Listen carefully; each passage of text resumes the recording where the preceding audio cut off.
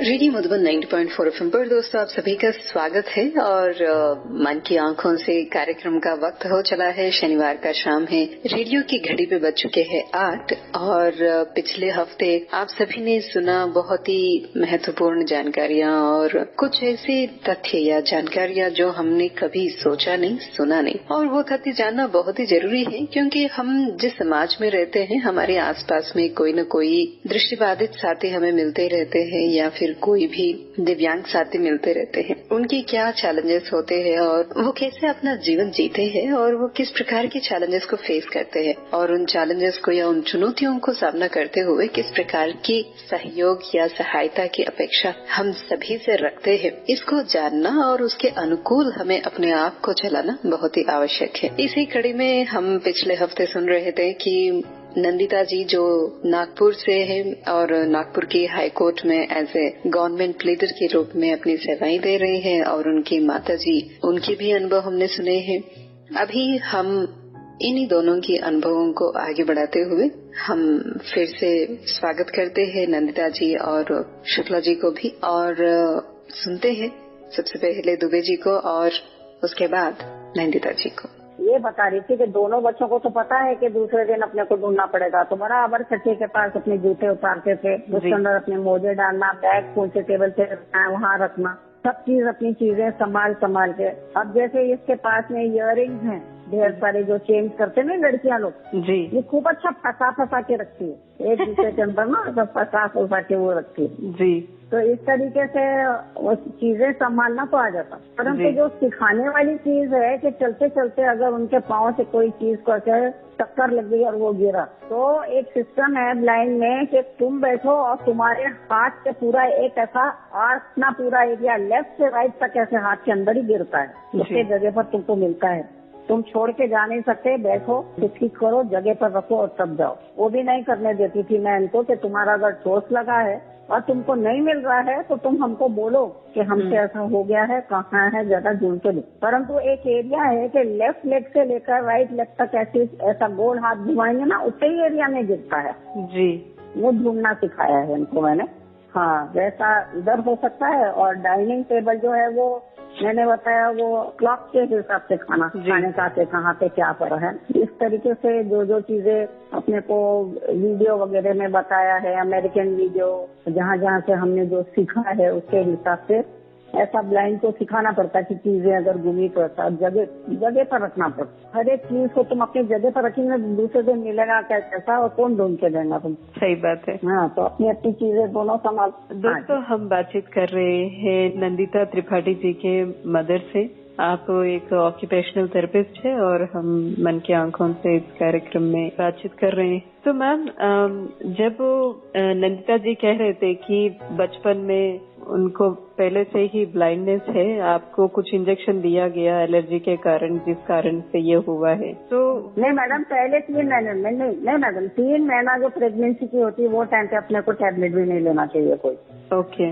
अब वो जमाने में 40 साल पहले इतना स्ट्रिक्ट में थे, अपन लोग सिर दर्द की गोली ये वो वगैरह ले लेते थे गवर्नमेंट मेडिकल कॉलेज में नौकरी होते हुए जी। मेरी जो एक बहन दिल्ली में, आज जो अमेरिका में है, वो दिल्ली नॉर्दर्न रेलवे में वहाँ पे डॉक्टर थी और वहाँ पे एक रिसर्च सेंटर खुला था कि अगर तुमको कोई चीज की एलर्जी है तो तुम इधर आओ, हम लोग तुम लोगों को ऐसे छोटे कम से कम 50-60 इंजेक्शन देंगे और फिर मालूम पड़ेगा कि तुम किस चीज को एलर्जी है।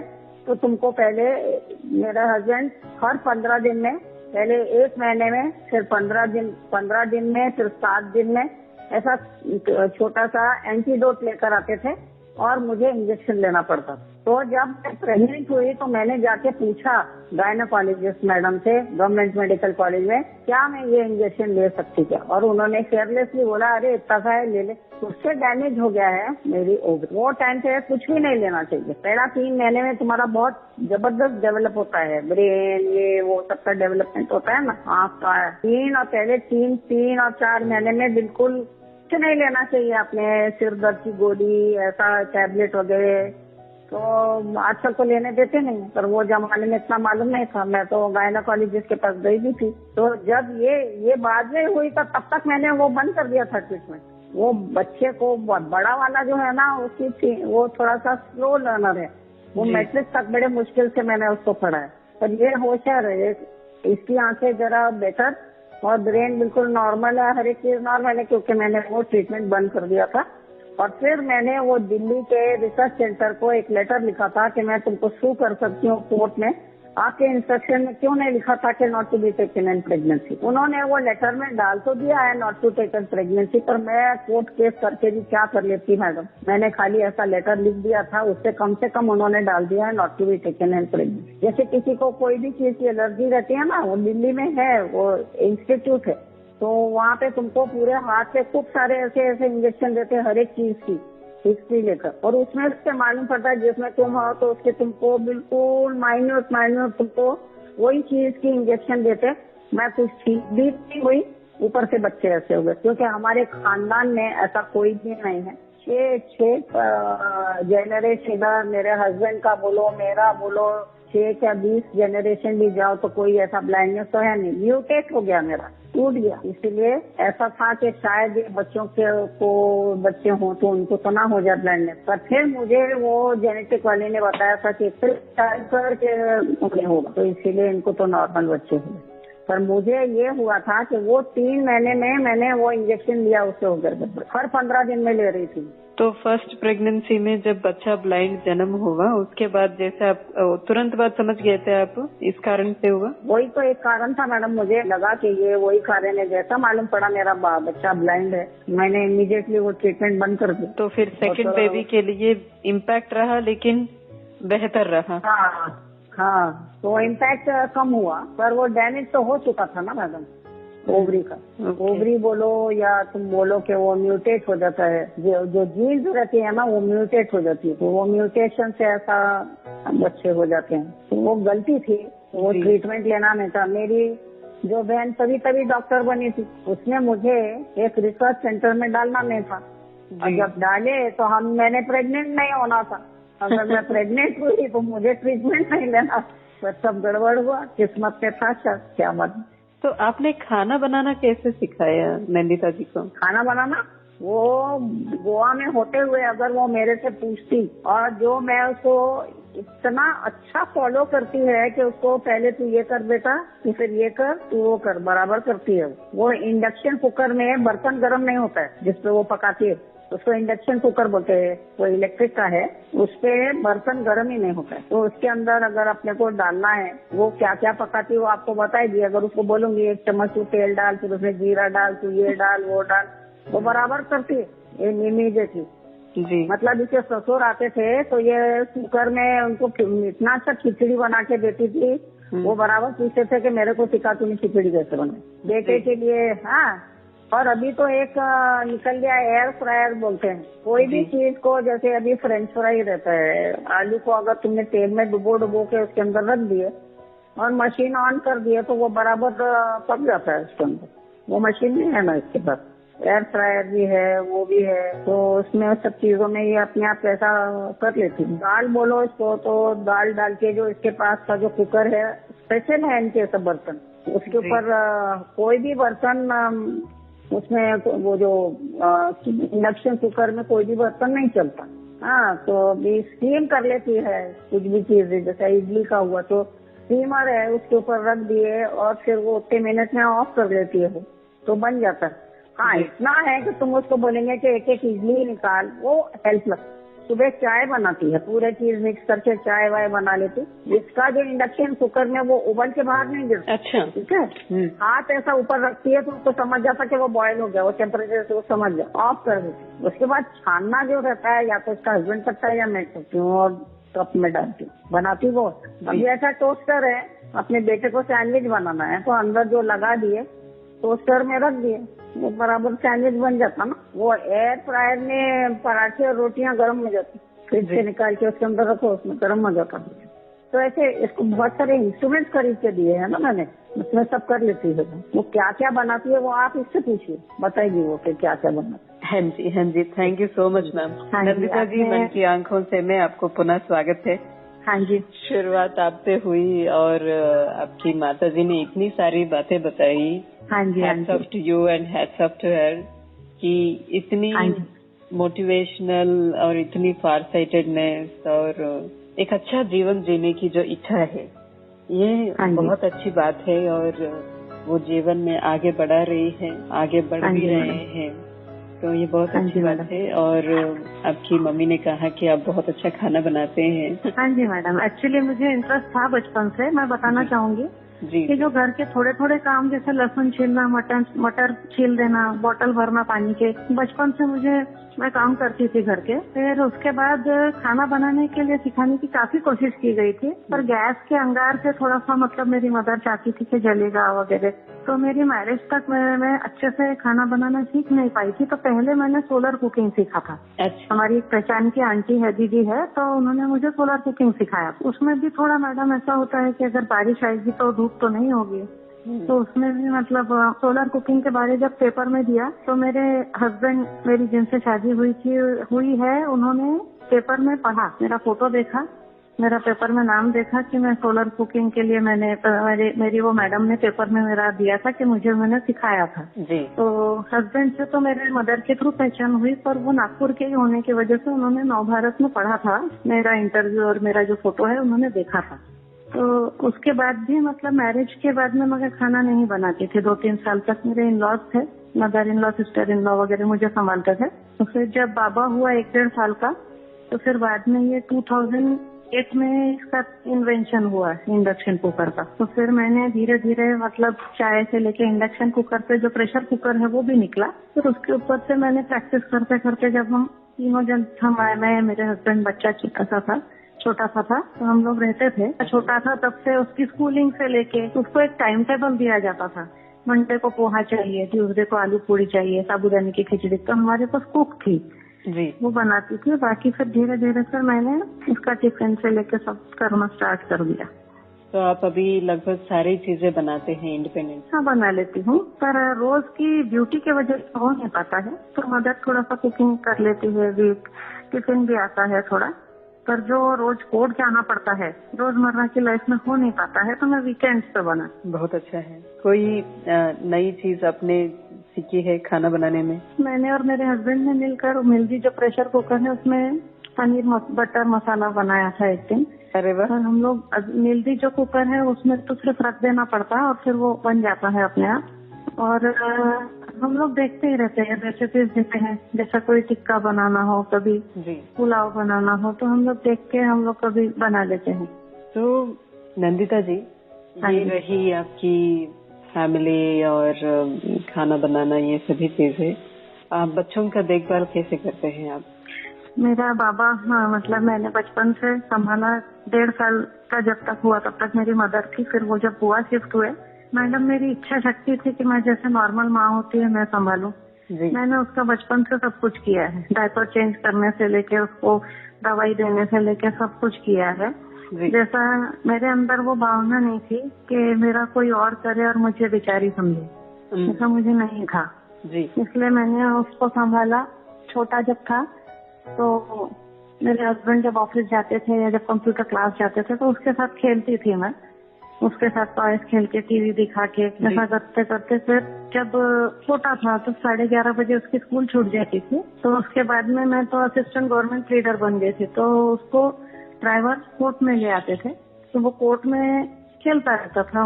और मैं जरूर बताना चाहती हूँ कि हाईकोर्ट में ही खेलकर बड़ा हुआ और आगे भी उसने वकालत ही चुना है मैडम। 12th के बाद अब वो वकालत ही करना चाहता है। अभी फाइनली उसका यही डिसाइड हुआ है कि वो डॉक्टर, इंजीनियर, साइंस में इंटरेस्ट नहीं रखता था जी। 10th पास होने के बाद, पास होते होते ही उसने डिसाइड किया कि मुझे साइंस में इंटरेस्ट नहीं है, तो मुझे वकालत करनी है। तो वही अभी आजकल क्लैट की एग्जाम देनी पड़ती है ना, तो उसके क्लासेस कर रहा है। पर एक ही बच्चे का डिसीजन हम दोनों का था, मेरा और मेरे हस्बैंड का, क्योंकि बोले हम दोनों हैंडीकैप होने की वजह से हम एक ही संभाल पाएंगे। पिताजी का जो था, उन्होंने फिल्म में काम किया था, बैराग फिल्म में, कागज की नाव में और शैतान मुजरिम में उन्होंने काम किया था। बैराग में एज एन पुलिस इंस्पेक्टर उन्होंने कादर खान के साथ काम किया था। अच्छा। हाँ, मिस्टर श्याम दुबे जी उनका नाम है। नागपुर में जो दुबे साउंड सर्विस मेरे दादाजी चलाते थे, म्यूजिकल इंस्ट्रूमेंट की शॉप है। अभी मेरा बुआ का बेटा यानी मेरा कजिन ब्रदर जो साइटेड है इसलिए वो चलाता है। और मतलब वो अभी कंपटीशन काफी हो गई है ना, इसलिए फादर मेरे फोटोग्राफर थे, एक अच्छे फोटोग्राफर भी थे और फिल्म में काम किया कुछ साल और फिर बाद में उन्होंने रियल एस्टेट में काम। एंड और एक बार बताना चाहता हूँ, जो मेरे प्रोफेशनल इसमें जरूर लीजिएगा कि मैं क्रिमिनल फील्ड में काम करती हूँ और मेरे father in law he is retired police inspector, तो उनसे भी मुझे काफी हेल्प मिलती थी, मुझे केसेस पढ़ के बताते थे। पुलिस इंस्पेक्टर मतलब फेमस था उनका, मतलब काफी उन्होंने त्रिपाठी जी है जी सरनेम हमारा, तो वे अब रिटायर हो चुके हैं। उन्होंने भी काफी मुझे केसेस पढ़ने में, क्रिमिनल केसेस समझाने में काफी शुरुआत से मदद की है। तो कुल मिला के भले आपकी आंखें नहीं है, लेकिन आपको मदद करने वाले और आपके लिए आंख बनने वाले बहुत सारे मिले हैं अलग अलग जगह। हाँ जी मैडम, हाँ बहुत अच्छी बात। तो नंदिता जी, आप खाना भी बना लेते हैं, काम भी कर लेते हैं और ट्रैवल भी कर लेते हैं। कोई ऐसी बात है जो आपके जीवन में एक वाव मोमेंट था, अपने एक मतलब एक अचीवमेंट या कहो जो कोई भी कर नहीं सकते लेकिन आपने उसको करके दिखाया, जो ऐसे कोई चीज जो आप शेयर करना चाहेंगे जिससे आपको भी बहुत गर्व महसूस हुआ, पेरेंट्स को भी हुआ? मैडम अभी तो वो मोमेंट आने का है शायद मेरे लाइफ का। मैं शायद इंडिया की पहली पर्सन हूँ जो मैं जज बनना चाहूंगी। हाई कोर्ट में मैं जुडिशरी करना चाहूंगी, अभी किसी ने किया नहीं है। और जब मैं पहली केस जीती थी तो मुझे उस बात की बहुत खुशी हुई थी कि मैंने मतलब सक्सेस हासिल कर लिया। और उसके बाद में जब मैं असिस्टेंट गवर्नमेंट लीडर बनी जी, तो I was the first lady lawyer of Maharashtra I think. तो मुझे वो भी मोमेंट बहुत मतलब मुझे लगा था कि चलो एक स्टेप तो मैंने पार कर लिया है और जो मैंने सोचा था वो मैंने कर लिया है। सरकारी वकील मतलब लेडी लॉयर्स में अभी तक कोई है नहीं हाई कोर्ट में। और अभी जो मोमेंट जैसे आपने पूछा जी, वो मोमेंट भी मैं हासिल करना चाहूंगी if I get a chance in a judiciary. मुझे लगता है सबसे पहली बात एक क्रिमिनल एडवोकेट बनना भी एक अचीवमेंट है, क्योंकि आंखें ना होते हुए इतना सब कुछ करना ये भी बहुत बड़ी बात हो जाती है जीवन में। हाँ जी मैडम। तो अभी तक आपको कोई अवार्ड वगैरह मिला है बचपन से लेकर के किसी भी चीज का? मुझे वुमेन्स डे में सबसे पहला मेरा मोमेंट ऐसा था कि हाई कोर्ट में वुमेन्स डे था जी, और मुझे इनविटेशन मिला था जस्टिस जय नारायण पटेल सर की तरफ से जी कि आप आओ प्रोग्राम अटेंड करो। मुझे नहीं मालूम था कि मुझे उन्होंने फेलिसिट करने वाले थे करके। वो एक मेरा बहुत अच्छा मोमेंट था कि वहाँ पर मुझे बुलाया गया था और मुझे सरप्राइज मिला कि मुझे उन्होंने वुमेन्स डे पे फेलिसिटेट किया। उसके बाद में अभी तक के कई ऐसे वुमेन्स डे हुए हैं जो मुझे मोमेंट तो मिलते ही रहते हैं। अभी रिसेंटली लास्ट लॉकडाउन से पहले जो वुमेन्स डे गया था 2020 में जी, तो जैसा मम्मी ने मेरी मदर ने आपको बताया, डॉक्टर प्रफुल्ल मुकद्दम सर जिन्होंने मेरा ऑपरेशन किया था उन्हीं के हाथों मेरा फेलिसिटेशन हुआ। बताकर उन्होंने बताया वहाँ पर कि ये मेरी पेशेंट थी और शी इज नाउ एडवोकेट, और उनके ही हाथ से मुझे शॉल और श्रीफल और एक मोमेंटो मिला हुआ था। तो ऐसे कम से कम मतलब 25-30 मोमेंटो तो हो ही गए मैडम। मुझे वुमेन्स डे पे कई जगह सब बुलाकर मतलब खुद फेलिसिटेशन मिलता है। तो आपकी हॉबीज क्या है? मेरी हॉबीज है मूवीज देखना अच्छी अच्छी, जो यूजुअली 90s में जो है। आजकल की मूवीज तो कुछ समझ में आती नहीं है। मूवीज मैं यूट्यूब में भी देख लेती हूँ जैसा पहले टीवी पर आती थी, और रीडिंग, और सबसे अच्छी चीज मुझे स्विमिंग भी लगती है। स्विमिंग भी सीखा है हमने बचपन। तो आप स्विम कर लेते हैं? हाँ, मतलब हमें पानी से ट्यूब की मदद से फिर धीरे धीरे हम लोग गोंडवाना क्लब के मेंबर थे तो वहाँ स्विमिंग करते थे हम लोग। तो मुझे शादी के बाद मुझे चांस नहीं मिला था, काफी साल हो गए थे जी, बच्चा छोटा रहने की वजह से। फिर वो बड़ा होने के बाद मैंने 8-10 साल बाद पानी में अपने हाथ पैर चलाए। उसके बाद में फिर से एक बार डेवलप किया वो चीज को, तो मेरे साथ बच्चा भी स्विमिंग करना सीख गया है मैंने। तो ये स्विमिंग करने के लिए ब्लाइंडनेस का कोई चैलेंजिंग रहता है? नहीं मैडम, एक्चुअली उसमें बैलेंस ना, जैसे साइकिल चलाने में तो हम लोग गाड़ी तो चला नहीं सकते, बैलेंस नहीं संभलेगा। पर स्विमिंग के लिए जैसे ट्यूब की मदद से पानी में तैरते थे, हाथ पैर चलाते थे, उसके बाद सिर्फ लंबी सांस की मदद से जैसा पानी के ऊपर आ जाती है बॉडी, डायरेक्शन से जैसा उजाला देख देख के सामने, कभी आंख बंद भी हो जाती है, आंख में पानी जाएगा इधर से, पर उससे बैलेंस नहीं जाता बॉडी का। लेकिन आपको ये कैसे पता चलता है कि हाँ आप डेस्टिनेशन में पहुंच गई से, क्योंकि स्विमिंग पूल तो लिमिटेड होता है ना, आवाज चारों से बाजू दीवार रहती सीधा है। सीधा, हाँ, मतलब एक सीढ़ी से दूसरी सीढ़ी तक हाथ पैर चलाते हुए कभी कभी पलट जाता है हाथ पैर, तो जो डायरेक्शन देने वाला रहता, कोच रहता, इधर आओ, तो तभी सीधा, जैसा अभी उजाला तो दिख रहा है, पर अगर रात का समय है तो आवाज से कभी जैसा वहाँ पानी का आवाज आ रहा है कहीं से, तो वो एक लाइन से दूसरी लाइन हम स्विम कर लेते। तो ये आप स्विमिंग भी करते हैं, अच्छे किताबें भी पढ़ते हैं। हाँ जी। जो आजकल की लड़कियां हैं, हाँ, जो समझते हैं कि हम कुछ नहीं कर सकते हैं और बहुत सारी रीति रिवाज और इन सभी चीजों में उलझे हुए रहते हैं या फिर बंधन में रहते, तो ऐसी लड़कियों को आप क्या बताना चाहेंगे?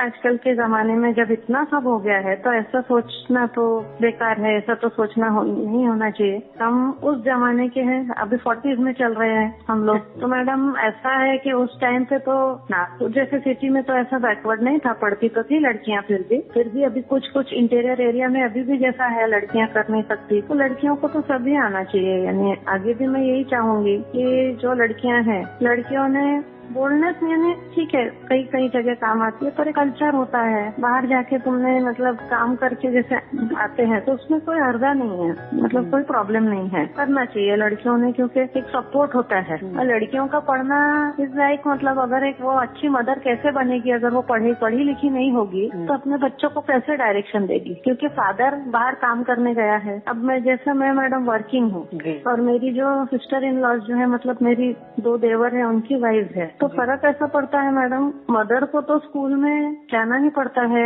पेरेंट टीचर मीटिंग है, बातचीत करनी पड़ती है, तो फिर जो मेरा काम है कि जो मतलब जो नहीं कर पा रही, बाहर वर्किंग नहीं हाउसवाइफ, उनको तो मुझे ही डायरेक्शन देना चाहिए ना, मैं ही डायरेक्शन देती हूँ। और मैं ये समझती हूँ कि जो पढ़ी लिखी मदर का होना बहुत जरूरी है, क्योंकि जो काम है फादर के एब्सेंस में मदर पे कई काम आ जाते हैं। बच्चों को पढ़ के बताना या उनकी एग्जाम्स के लिए टीचर से कांटेक्ट करना, हाउ इज ही गोइंग, कैसा चल रहा है उसका। तो मैं अपने बच्चे के ट्यूटर मैडम से हमेशा कांटेक्ट में रहना कि वो क्या पढ़ रहा है, कैसा पढ़ रहा है, उसका परफॉर्मेंस कैसा है। इसलिए मदर का पढ़ा लिखा होना बहुत जरूरी है। तो जब मदर पढ़ी लिखी होती है तो पूरे घर को अच्छे से संभाल पाएगी, खुद को भी अच्छे से संभाल पाएगी। हाँ जी, क्योंकि मैडम एक अकेली जिम्मेदारी फादर पर ही आएगी ना, सारा काम का भी बर्डन, ऑफिस का भी वर्क, और फिर ऊपर से बच्चे के स्कूल में कुछ प्रॉब्लम आई तो फादर को बार बार छुट्टी लेके ऑफिस से चले जाना बच्चे के लिए, ये आधा काम तो मदर को ही जाना पड़ता है ना, जब ताकि फिर फादर को भी अच्छी हेल्प मिले।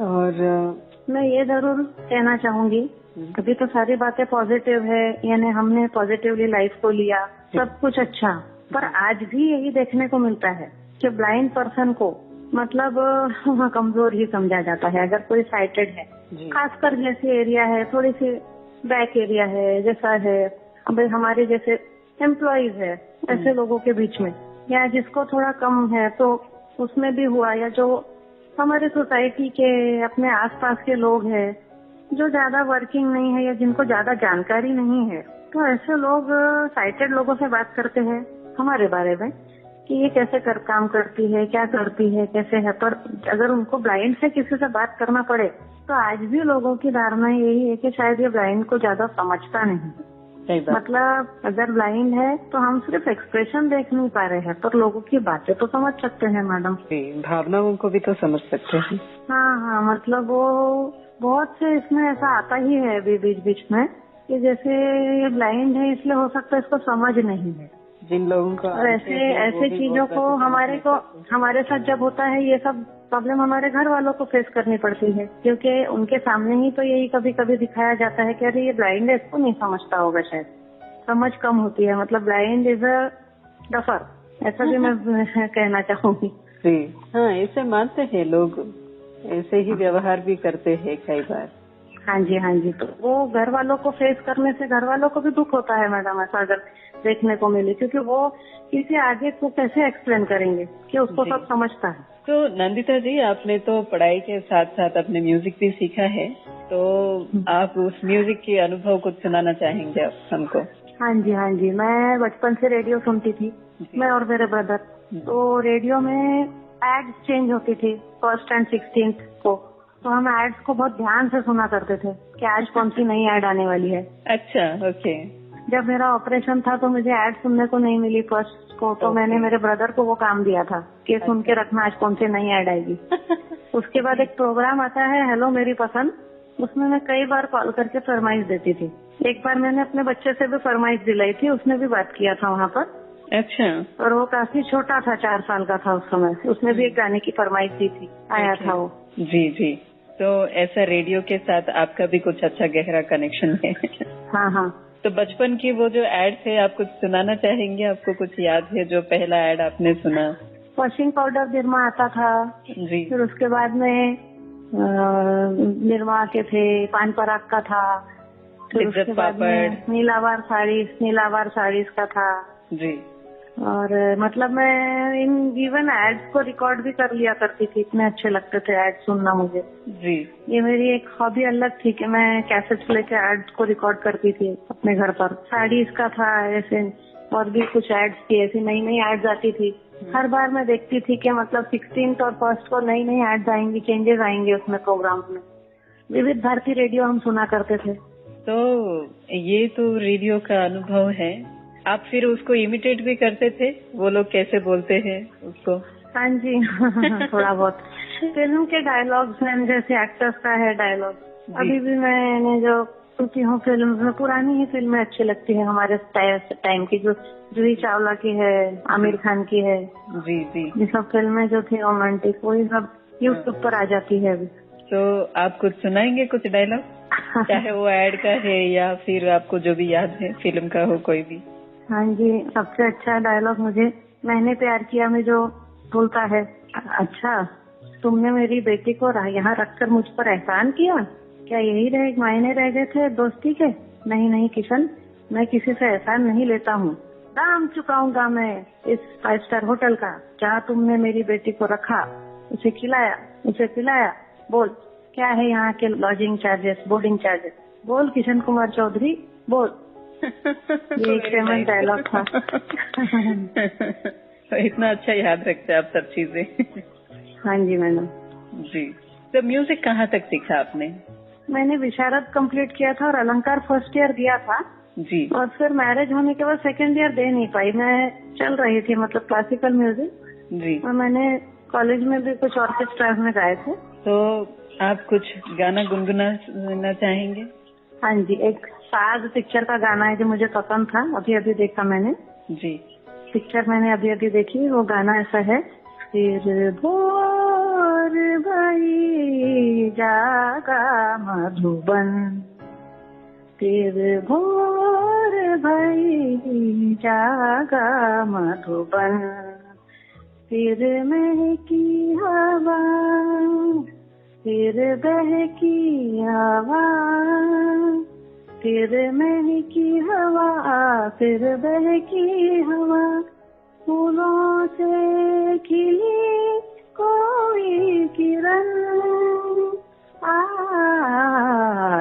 फिर भोर भई जागा मधुबन, फिर भोर भई जागा मधुबन। बहुत सुंदर, बहुत सुंदर।